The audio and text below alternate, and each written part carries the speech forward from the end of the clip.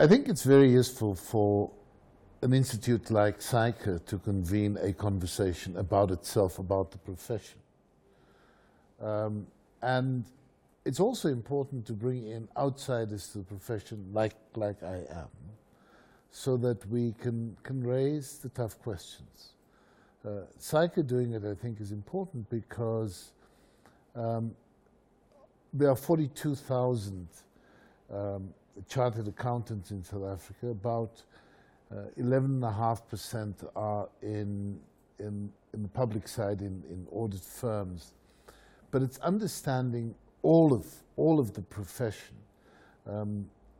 including those who work across the private sector, across the public sector, and ensure that we look to the future of the profession. I mean, I'm very impressed by people in the profession who speak about wearing the badge of CA as a badge of honor, and how they feel let down by the fact that there's been very tardy discipline against people who violated the very high standards that they set for themselves in the profession.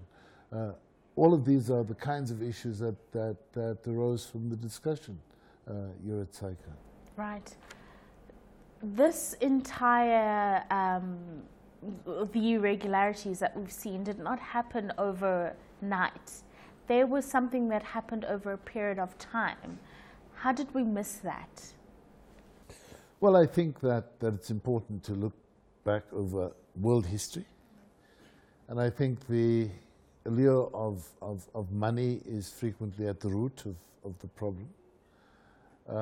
And if you look at the audit side of the profession, you know, in 1894, and this is how long this stuff has been going on, a judge in the UK said that the auditor is not a detective.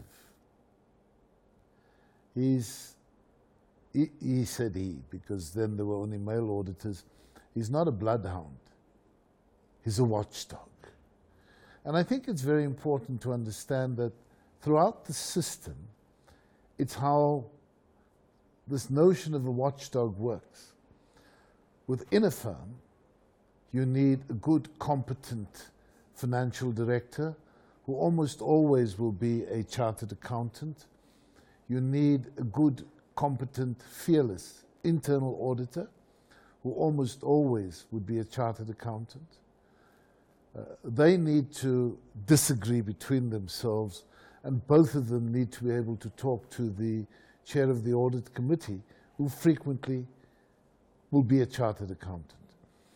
If that triangle works between those three people, and everybody who's part of the system, so it's the audit committee, it's the team in internal audit, and it's a team in the finance department.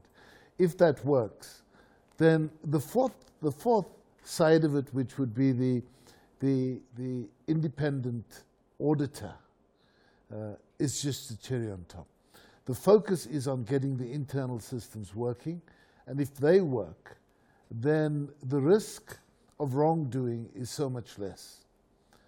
The problem here has been that, you know, I recall about 15 years ago, in the wake of Enron,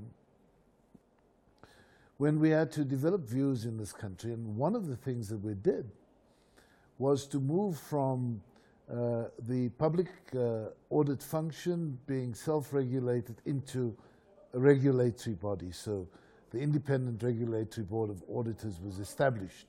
And its mandate was to oversee what happens and to be able to bring in firms and be seen to discipline them. And if that had happened with regularity, then I think that some of the excesses may have been curbed. I don't quite know. I mean, there's been a lot of focus on particular firms now, KPMG in particular, but they aren't the only wrongdoer, not by a long chalk. There are matters at IRBA that relate to other firms.